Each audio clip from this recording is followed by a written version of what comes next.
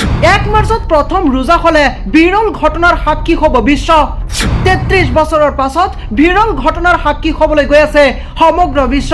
ইংৰাজী মাহৰ 1 তাৰিখ আৰু আৰবী মাহৰ 1 তাৰিখ 33 বছৰৰ পাছতহে এক লগ হয় এই ভিডিঅ'টো আপোনালোকে যিমান পাৰে শ্বেয়াৰ কৰি দিয়ক কিয়নো এইবাৰ বিশ্ববাসী এক বিৰল ঘটনাৰ সাক্ষী হ'বলৈ গৈ আছে কিয়নো 33 বছৰৰ পাছত ইংৰাজী মাহৰ 1 তাৰিখ অৰ্থাৎ মাৰ্চ মাহৰ 1 তাৰিখ আৰু আৰবী মাহৰ 1 তাৰিখ অৰ্থাৎ ৰমজান মাহৰ 1 তাৰিখ একেলগে হ'বলৈ গৈ আছে আৰু 1 মাৰ্চত সৌদি আৰবত প্ৰথম ৰোজা হোৱাৰ পূৰ্ণ সম্ভাৱনা যদি সৌদি আৰবত 1 মাৰ্চত প্ৰথম ৰোজা হয় তেন্তে 2 মাৰ্চত অসমত হ'ব প্ৰথমটো ৰোজা আৰু 33 বছৰৰ পাছত এই বিৰল ঘটনাৰ সাক্ষী হ'বলৈ গৈ আছে সমগ্ৰ বিশ্ব অৰ্থাৎ 33 বছৰৰ পাছত ইংৰাজী মাহৰ প্ৰথম তাৰিখ আৰু আৰবী মাহৰ অৰ্থাৎ ৰমজান মাহৰ 1 তাৰিখ